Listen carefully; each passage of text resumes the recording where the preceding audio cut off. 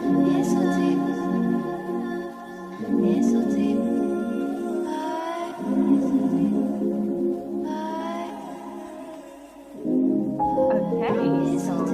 everyone, and welcome to another transparent conversation and my podcast Through the Magical Doors. I'm very happy to be here with you today. My name is Maya Adeline, and I have a really special guest that I've been excited for a while that I wanted to connect with, and I wanted to connect with her energy and hear her story. So I was really buzzing today knowing that I was going to have a chat with her. So I want to introduce you to Eliška Kasprzyk, who is the little urban shaman. Eliška is a shaman, a healer, and a transformational coach, but also an artist in theater and music. She guides women in their full power and purpose by consciously helping them use the spiritual gifts as they were inherited by their ancestors. So Eliška, thank you so much for being here. It's a real pleasure to have you. Thank you so much for having me. It's already so fun. Yeah, I know. We couldn't stop talking just before we started something. I'm going to start pressing record before we go on. Eliška, I as I was saying to you earlier, one of the reasons essentially I'm basically doing these conversations is because there's a lot of really, there's some interesting people that I really would love to get to know better and feel kind of have that nice exchange of energy. And it just feels like a really fun way of doing this. So you were one of those people that I wanted to connect with. And I am kind of really looking forward to diving a little bit deeper in, because I can tell that not only you have this really beautiful connection with the spiritual work that you do, but I love that you are steeped into the creative aspect of your experience as well. So like you're a creative and an artist, and to me that combination is like one combination that I really enjoy myself as well. And I've got a lot to ask you about it, but I'd love to know, before kind of getting a little bit into your background, I guess, let's start there. Tell me a little bit more about your background into the sort of shamanic world or spiritual work as well, and also kind of the creative aspect, and you getting into doing work in theater and music as well. How did it all start? Where did it all start? Oh my. So I was just thinking, like background. Okay, I will probably start like I was born because that's the spiritual aspect. Like I was born in Christian family, and I was born as a person I've always perceived, like visions and stuff. So basically through religion, actually, I got into like a mystical experiences, because what I was always focusing on when being Christian, it was like from 0 years old till I was 20, let's say. Yeah. That was like mystical experience and connection with the source, and also spiritual gifts. So what can a spirit actually, how can it manifest through the body? And of course, it is not just artistic expression, but it is also artistic expression. In Christian belief, it's like talking in languages, but it also is common to use the term light language, for example, in New Age and stuff. So these all these things are manifestation of the spirit, and I was always like, okay, I'm going this mystical way. And actually I stopped being Christian because I thought that everybody is a little bit stuck around me on this mind level of religion, and not really like spiritual experiences and mystical experiences, that they're not doing it enough, or it's really judgy. So I was like, you're not doing it right, you're not connecting yourself with the spirit enough. And can I ask you, I love that you're mentioning this, because I also grew up in a Christian kind of context. And you're Romanian, right? Romanian. Are you from Romania? No. I was born in Czech Republic and grew up. And currently I live in Finland, but I am Czech actually. Are you Czech? Okay. So what form of Christianity did you grow up with? What kind of type of Christianity? Yeah, that's a good question. it was actually like a very free church. It came from it's called like brotherhood churches. It's, I think, only in Czech Republic, and it's Protestant, but it was mixed a little bit with like charismatic churches. So it was kind of normal to, you know, sing and dance and go to nature, and, you know, everything was connected with. Oh my God. So this is a revelation to me to hear this. I have never heard of this type of Christianity before. I would have been totally into it as well, you know. But what I love about what you shared, because this is not talked about often, we hear we get into this opposition, like spirituality and religion. It's like it's almost like you have to belong in one of those things, like almost like religion, it kind of fails to see, you know, what kind of spirituality opens up wider doors or whatever for a lot of people. And actually, excuse me, I'm going to sneeze. Bless you. Thanks. But actually, you know, we sometimes fail to really talk about, like, religion is the way in for so many people.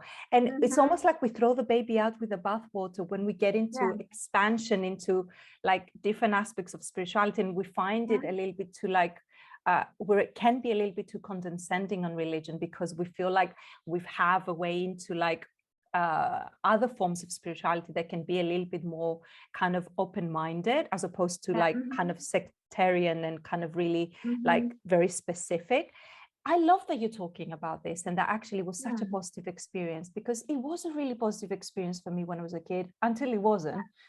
Yeah, exactly. That's the point with the religion, because it's, you know, it's a certain step to your evolution, but then it always stops working, because it's religion itself is based on some dogmas. And when you go on your spiritual evolution, you suddenly create dogmas, or you channel it directly from the sources. You actually don't need it maybe anymore. In the same way. Just the box of religions starts to be very tight. So I think it is a completely good to start with religion of any sort, like a sort. I think even like, you know, like Wicca or stuff like that are good type of religions, or I don't know, like magic, like Thelema, they also call it religion, right? But it doesn't have to be just Christian or stuff like that. Absolutely. Yeah, it's still like to a certain point it serves, and then it starts to be limiting always. But just because it becomes limiting at some point, it doesn't mean we need to like look down on it. You know what I mean? And I love that you're highlighting this. I think this is such an important thing, you know. I'd love to know a little bit more about the how that was you started having those mystical experiences. You talked about embodiment as well, and you started feeling through the body. So I'd love to know a little bit more about what that was for you, that kind of mystical kind of connection you had through religion. Would you like to say what some of those experiences were for you? Yeah, so through the religion itself, I think the most what opened to me was music, because also I have been educated in music since I was like 6 years old. And you know, in churches you sing, and I was playing like in church band and stuff like that. So you just get this experience with like you know, worshiping, and through this it's not just like about showing up your skills, but you actually spiritually use it for some purpose, and it changes yourself. So this embodiment through the music, through the vibrations, it started. And then also talking, because in religion you pray a lot, and that means you actually start to intuitively say things, bless people in a way that you didn't know that they needed.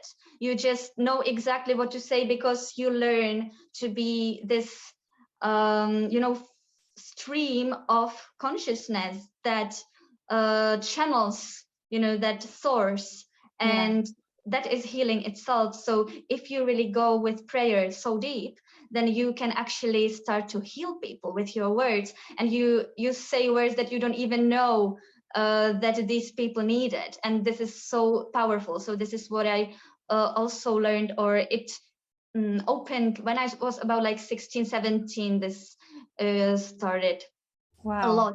And then with body, it actually started when I went to the university to study theater, because I was at the Academy of Performing Arts studying nonverbal theater, mime specifically. And then I was studying dance for 1 year, and then nonverbal theater in masters.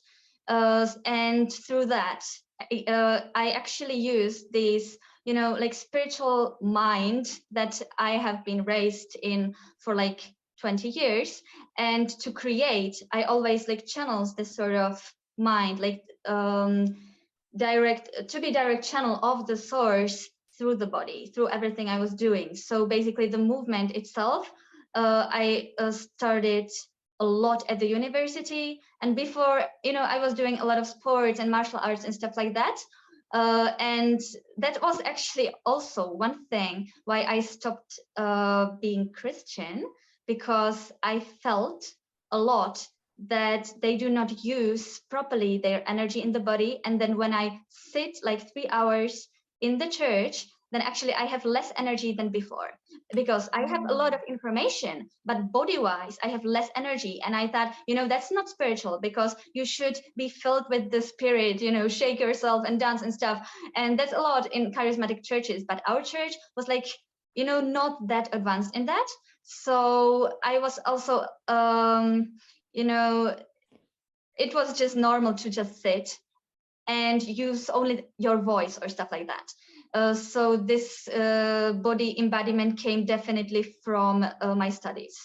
Amazing. But what I love about what you're sharing is that how you had this beautiful devotional practice for so many years of your life, sort of, let's face it, foundational years, right? Yeah, that really shape us, that really kind of build us up. And then in a way, you had that pure devotional, energetic kind of transmission, as well as transcendence from the sounds of it. Exactly. And then how beautiful that in your later years, as you get as a teenager, or later on when you go to university, you get to have this beautiful kind of expression that in a way also the self comes through, the personal merging with the transpersonal in a way, you know, like it becomes like also, because I think the personal expression is so important too. So I'd love to know more about this, getting into theater studies, doing mime and physical theater, which I absolutely love. Like I was a film student, and I remember I did my thesis on silent cinema, you know, and so the cool. and so I was studying a lot of the a lot of the incredible actors at the times, that it wasn't through the dialogue, it was through the power and the energy they were conveying. So it was very interesting to see this little kind of connection there. Tell me more about that, what happened for you then in the physical theater, what you started exploring, what you started kind of realizing or coming into finding. Oh, well, that's actually it's a big how question. I got to shamanism. That's so cool. Yeah, because when you start to move your body and connect it with this, you know, transcendental experience, and also in our training we had stuff like Tai Chi, and I was also doing one style of Kung Fu, Pakwa, it's called, and it's also like more about energetic than like martial arts that you would beat somebody, and all this stuff, and also mime itself, like technique of mime, I would say is very energetic. It just makes of your body a powerhouse that needs to transcend this energy, because if you create imaginary stuff with your hands and body and imaginary worlds, people need to see it. That means you need to see it, you need to experience it, and you're basically like this transcendental channel in the theater. And I've always, actually, I even didn't know that there's something like shamanism, but I've already been doing these principles. And I've always been interested about people that somehow had some sort of religious or spiritual background, And I've just noticed that they have something special on the stage. They just, it's not just about the technique that you have with your body and about how amazing you are, because of course that is a huge part, but then there is the energy. And in the theater, you can see it, and you can basically see it with your own eyes, because when you have the black box and all the magical lights and the music, you just start to see things that maybe aren't there, but that's the purpose of mime and of nonverbal theater itself. And you can see like who has some sort of transcendental energy and who has not, who's sort of like empty inside. And I was so curious about that.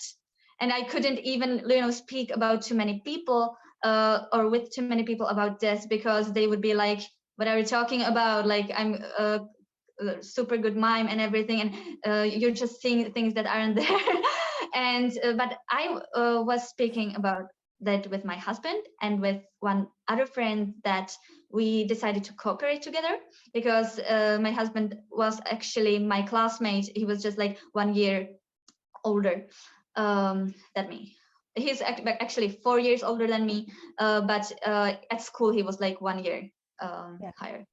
And we started to make performances that were always somehow transcendental. And that is actually really cool word, because my first performance, like in my bachelor, that was like 1.5 hours long. It was called Station Transcendence, and it was basically about connection of body and soul. So there was like 2 people, one me representing the soul, one my colleague representing the body, and all this performance was about this relationship. And it was placed into like a belly of pregnant mother, which nobody knows. It was like the point. And like all the mothers that already had children, they were just so touched. They were like, you basically played my feelings during pregnancy, and I didn't even know, it was just so strong for me. But for me it was experiment, because I didn't know like what effect I do with my art, or what I do, because that's what I do. And I started to realize that like years and years later, when actually coaching and healing people, and when doing shamanism, because that's another story how it's all started. But of course it all started with mime, because that's what I feel. I got goosebumps when you talked about the cool. the project that you did. I love. I really. It sounds really wonderful, and I wish I was able to see it.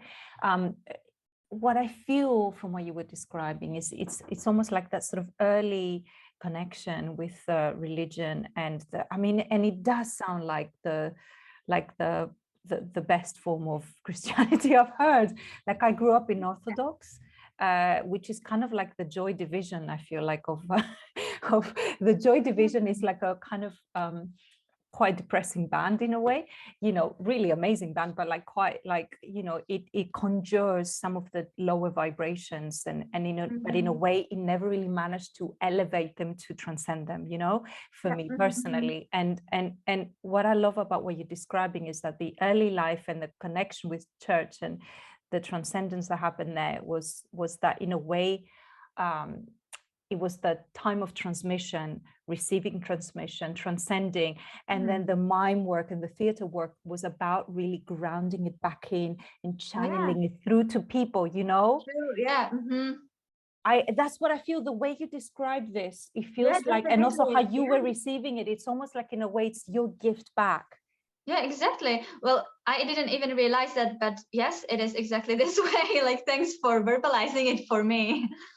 It really feels like somehow like this, and also just how you described, watching kind of other mimes and other people in physical theater. In a way, you could tell the spiritual, the not, and all that, but also in a way mixing it with your own expression as well. It just sounds really beautiful. And I want to ask you, like, how do you feel? We talked earlier about, I guess, this thing about, let's talk a little bit about this, actually. I'm going to change the thing, because we talked about play, the need for play. And it just sounds to me like you have had such a healthy dose of that from even from your spiritual life, your religious life, which I haven't experienced until when I went into Buddhism. Actually, that's when I started playing in my 20s, but not in like church and early life. Let's talk a little bit. I want to hear more about your thing. Why is play important? And like what you feel like, especially because I feel like in a way we could do with a lot more play. Yeah. You know what I mean? Like we can get life a bit too seriously. And how does play also in our spiritual life? How is that important? And how is play gifting us? What is it gifting us? Okay. Yeah. That's such a good topic, because that's something that I've actually learned again this week, that this is so important. Like all the message from the spirit was about play and about, we have such a negative connotation to work, and usually we just used to work in, sorry, it started to snow here. It's almost May, it snows. Okay, Seriously? never mind. Are you serious? Wow. Snowing. Sun is shining and suddenly snowflakes everywhere. It's like some sort of confetti just Oh my gosh. when I'm talking. I like that. That's from the spirit. Thank you. Yeah, and you're in Finland, you said. Yeah, I'm in Finland. So it's kind of, wow. Okay, so it's probably quite. It's not a mild. You don't get like a mild spring, probably. I don't know much about it, but actually, wow. spring starts in May. So yeah, it still has time. Yeah, where was I? At the play. Yeah, and we have such a negative connotation, and I had a lot negative connotation to work, because I was always very, a life child, and I have 2 brothers that are very similar age to me, and we were 3 very quick and alive people, and everybody was like, how can you stand these 3 children? And then I have one more sister. She basically came to our family, or was born a little bit later, and she's, I think, a little bit more calm than we 3 was, but still she's very energetic. This is just some sort of a bloodline, ancestor heritage that we have, this energy to play, to experience, to just do. And that's nice. It is the creative energy. Playing is imperative when you want to create anything. And that's what I realized again when being at the university, because before I was studying at high school focused on French, and it was a lot about, brain massage, brain fitness, and the same religion, because it's all about brain and about your mind. And it's good to use it properly and to use your memory, but it is imperative to play and create.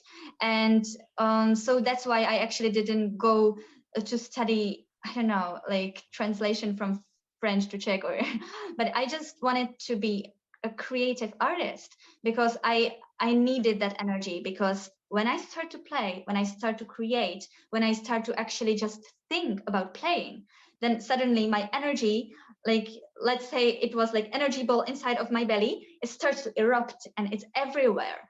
And that's why I need to move and create with my body. And that's also what I use when healing, when teaching, because this is the play, the creative process. You never know what will happen in the play. And in the theater, it's so imperative to just play and to be there. And what is so important, that basically through the theater, I went through all these, like inner child healing and work and stuff like that. Because, for example, when you when we were doing clownery, it's basically like inner child work, and you need to become that inner child, just physically be and actively do something on the stage. And that's such a good task, because it's not just, like in the trance you heal your inner child. No, you just really physically play, because a performance needs to be made out of it. And this is such a good connection of these spiritual practices and physical world, because then everybody sees what your inner child does, and they pay you at the performance for that. Yeah. So yeah, I love that. I used to live within London with a clown facilitator, actually. She used to, and I went to her workshops and I really loved it. And it was really useful for me, actually. I learned a lot of very deep stuff about me. yeah, Like, yes. you know, it's interesting because in a way you expect it's going to be just a little bit. I've learned a lot of really deep stuff that has stayed. Like there were pretty big stuff to learn about myself through being a clown. And it's very interesting, you know, because I think I mentioned earlier a bit, because like my guides were talking about, like the first the first name they gave me for my shamanic mentorship was called Playground. And because of that, like, you know, as humans, like we make, like we fear making mistakes, and in a way that can stop us from really playing and experimenting and in a way managing to expand from it.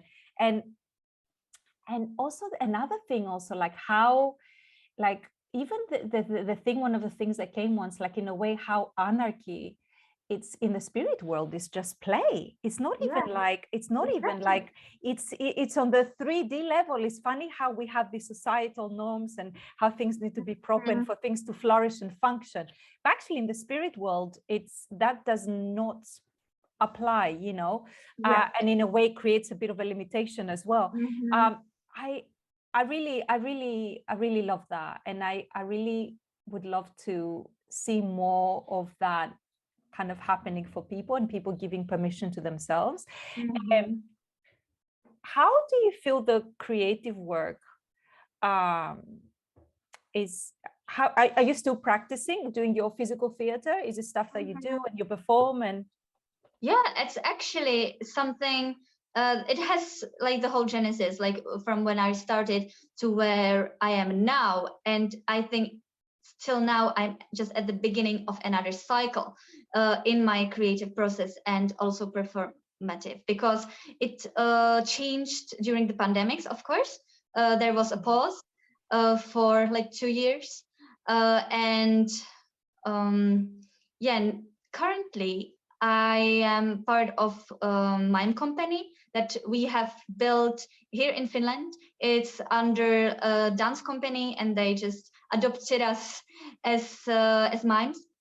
So we have one project that we're around Helsinki libraries. We play short pieces, just etudes that are like 4 to 6 minutes long, and there are like I think it's like for 20 to 30 minutes, this program, and we just tour the libraries. We just play for people that are there and that just come to see us, and it's basically such a big step. I don't know if forward or backward or just somewhere else, because I was used to make, you know, these big performances with everything, like 1 hour at least, and it needs to be very artistic. You need to use basically all the techniques that you've learned and stuff, and suddenly I'm doing only mime again, which is why I've started to do the university. It was mime that attracted me. So basically it's like back to the roots. Yeah. And with the music, I currently don't have a band, which is like, after 6 years of playing in a band, 7, I suddenly don't have any, because I've moved from Czech to Finland, and I know there is a band that I will play with, but I don't do it now yet. So basically, like as an artist, I think I do less, and it's perfect because I do the right thing, and I started my healing business, because that was something I couldn't do when I was so occupied and distracted with everything. And also in Prague, I started to do also circus, and then I was teaching circus, and suddenly I was not just far away from theater, I was far away from spirituality, and I didn't have time. It was cool because, you know, I'm able to learn anything very quickly, but suddenly I was like on the right place, but a completely wrong place. And that's why I basically moved to Finland, because I knew that no, you need to disconnect from everything you've built and Reset. connect with what you want to create right now. And I knew it's shamanism and mime, basically, and music, and start new things and stuff. And it feels like you're talking about that full circle, coming back to the roots, but in a way, one of the things that it's like kind of comes a lot in my teaching and in my work, a process of the alchemist kind of process of distillation, in a way, we're getting more refined versions of ourselves. And the journeys we've had before, like our history, and even the formats and how we deliver things in we used to do longer things, now we do small. Like in my psychic development at the moment, we're doing 1 to 2 minutes. It's like tuning into people. We just keep it super simple, but that process of distillation where we keep on bringing more refined versions of ourselves, where we keep on sort of like going like, kind of like as we learn, we start dropping the layers and we realize it's all about unlearning. And then we kind of go deeper into a more refined version of it. And actually also the reset of the pandemic, like we need less to experience more, it feels, to have the impact of something, exactly. And that's expression in a smaller period of time, maybe actually it's just perfect. And of course the kind of like balancing everything else with work and really now focusing in your work. So before we go, I'd love to know a bit about your work. I'd obviously would like to connect people with you and just sort of like know how they can get in touch with you as well. Tell me a bit about your shamanic work. I know you work predominantly with women. And you also sort of said about how it's women who are connected to the gifts from their ancestry, right? Do you want to say a bit more about that? And definitely. Okay, that's actually something I realized. I didn't want to, like find my niche or like set exactly for who I'm working. I wanted to work for everybody, like even for men. But then I realized that when I coach only women, that because they have different sort of perception maybe in their brain, different sort of thinking.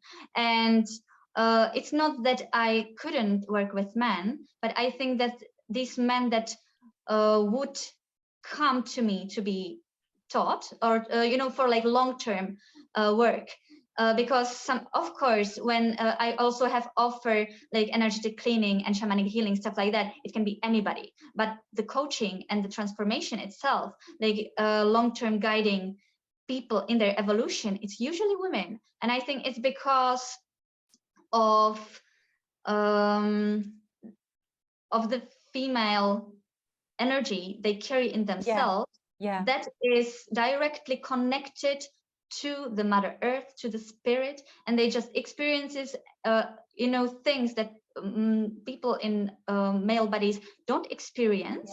And I agree. And it's just something I've been taught from my spirit.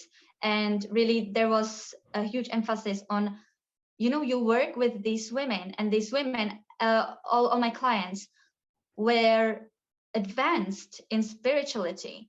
They just all already could see some visions or stuff like they had experiences, they just didn't know they had it. And I just emphasized their gifts that they had always, and awakened maybe something that they experienced as children but then forgot. And it's something like very easy when they have it inside of their bodies and genes already. So female bodies, and of course there is bigger success with this spiritual transformation when you already are, for example, hypersensitive, or you can channel energy or see energy. And when you're artistic, of course, because that means that your brain is wired to create. And when you transform, when you create your own life, you need to know how to create. It's just the basic of creation. So I think that theater should be basically obligatory on every school, like from elementary school to high school, because it is actually like a training ground for life. For how to create your life, you create on the theater classes. And this is something that you need to know. So I already work with these women. It doesn't mean that I wouldn't work with other women or men, but this is mostly who comes to. And I agree that the arts have to be a lot, and obviously you're talking about specifically theater, you know, I agree that it's actually essentially a really powerful way to connect with soul energy, as well as kind of transmit kind of other universal energy as well, isn't it? Like you really kind of bring aspects of your being that you didn't know even existed. I really love how you talked about this. And what's the capacity of the work that you do? What's the kind of format? Do you do like 3 months or 6? Like how do you work mainly long term? And so I have like single offers if somebody needs. And of course, financially, it is more accessible for some to just experience one offer.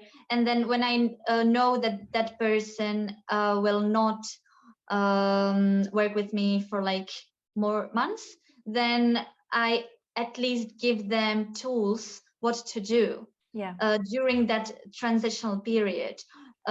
It's shaman songs that I record directly for them. It's also exercises, sometimes yogas, you know, sometimes pranayama, sometimes some mudras, sometimes completely something different.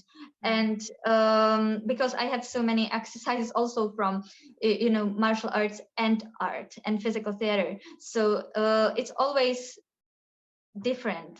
It's from each person to each person different, because we're all so individual. And but yeah, it's never like I would just leave that person like alone in the dark, because that was something that I've experienced myself, that I had to build everything myself and learn everything by myself. And all these, you know, transitions from religion to spirituality to art to somehow being shaman and stuff like that, it was just so painful without the support. So I know what all these people are going through, and that's who I want to be, like the support, somebody that they can message when they need. And of course, long-term cooperation is the best, because but it's already this way. I recommend at least a month when somebody wants to make some bigger transformation. Usually it's, you know, moving from point A to point B. A month is really enough, but then you need to emphasize it. So usually in a month, you know, when somebody comes and doesn't have too much money and want more clients, at the end of the month, first client comes. So, but you know, you shouldn't be fed with these easy successes, because I agree. then it also can mean that you can drop when you don't continue with this energy. So, but I really leave it up to these people. I always say a month, like 4 weeks in a row is the best. And then if you want to do other months so intensively, or if you want once in 14 days, and usually, you know, people really stay a long time with me, like a year or even longer, or they are really with me a year and then for half a year nothing, and then they come back, because it's this sort of circle that always, the spiral actually, the spiral that goes up. So I don't have, you know, like offers for 6 months or 6 years or I have like price for individual session, and then for a month, and then how much a month or how many months you want, it's up to you. And you can just choose from that, because everybody is so different that I have several options. Sure. No, thanks for talking about. I think that the holding of space that can happen in a longer period of time, and I agree that a month, minimum a month, is really important. I say for me, as particularly 6 weeks, particularly can be something can really crystallize even, but definitely minimum a month. I think can really kind of create a deeper transformation for people. I enjoy this conversation and a lot, Eliška. I would love to talk more, and I feel like it's kind of not the end somehow. Also, just to tell you, it's funny that you talked about a band, because I mean exactly the same thing about a band. Like I need to be in a band right now as well with my music. So it's we have quite a few interesting synchronicities. I thank you so much for being here. I really, really enjoyed this. I will leave all your details below this video. So anybody who's watching, you can connect with Eliška. Her details will be below this video on the description box. Yeah, feel free to connect with her. You're on Instagram, Facebook, right? And your website details are there as well. So it's been a real pleasure. I love connecting with women who are creatives and doing spiritual work as well. And they're so connected to the work as well. So it's been a real pleasure. And I really, I more will come, I feel. And I hope. Definitely. It's just like scratching the surface, right? And then there are the topics inside. And we have just half an hour. So it'll be, I look forward to having more time to play with you in whatever capacity. Thank you so much. And thank you everyone for watching, and we will see you very soon.